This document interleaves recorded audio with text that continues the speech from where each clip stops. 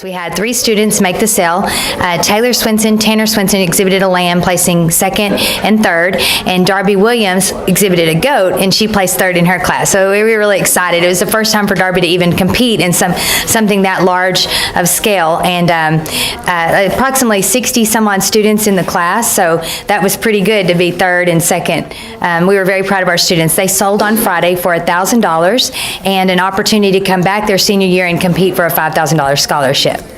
Now we have Mr. Johnson is there with 4 students, Morgan Mayers, Jake and Josh Couch, and Tanner Swinson competing in livestock judging today, where they can earn a scholarship. And then next week we will have the ag mechanics team compete with a couple of projects that have been built, as well as the science fair students will take their science fair projects over. All of those, not so much competing for monetary prizes, but competing for as much as $5,000 in scholarship money. Very good. Let's go back to the sheep and the goat judging. What do the judges look for specifically? Well, like anything, if you think of it, it is something that's built to be a market animal. So, or it's designed, the contest is designed to exhibit market animals. So right off the bat, the judge is looking for as much muscling as he can possibly find in each animal.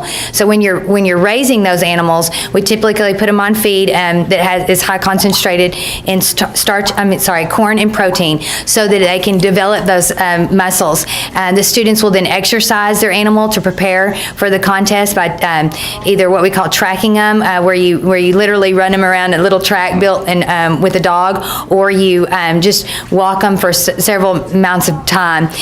All of that builds muscle, and when we go to the competition, the judge is looking for a good structure, lots of muscle, roundness in the rib cage, and shallow in the heart. And that's what some of the characteristics that we have. Knowing that going in, the students are able to be more competitive because we select animals that have a lot of those features to begin with.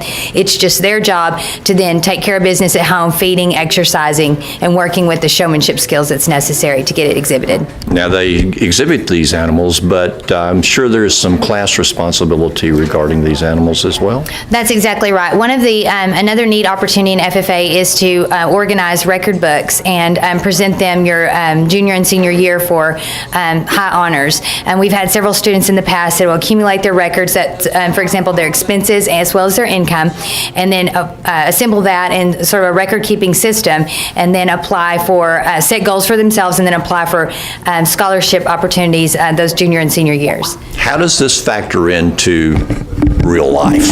I think it's a great opportunity for the students to learn what it means to win and lose, because not all the time are you successful. I think the record keeping system is of value because it shows them that there's a lot of money that goes into this project, especially if mom and dad are funding the project. At least it makes them aware that there is an expense involved in raising animals, and also just the idea of raising something for the food chain, how important that can be. As young farmers of America, we like to see students have responsibility in raising a good, healthy product for people to eat, and that's part of the experience. So although sometimes it's hard to let go of your little first animal or your first project, and we do have what we call the boohoo choo-choo train where they get a little emotional on it, it's always positive to know, and that's what we try to reinforce, that they are raising a healthy animal that consumers can eat, and that's getting back to the roots of agriculture.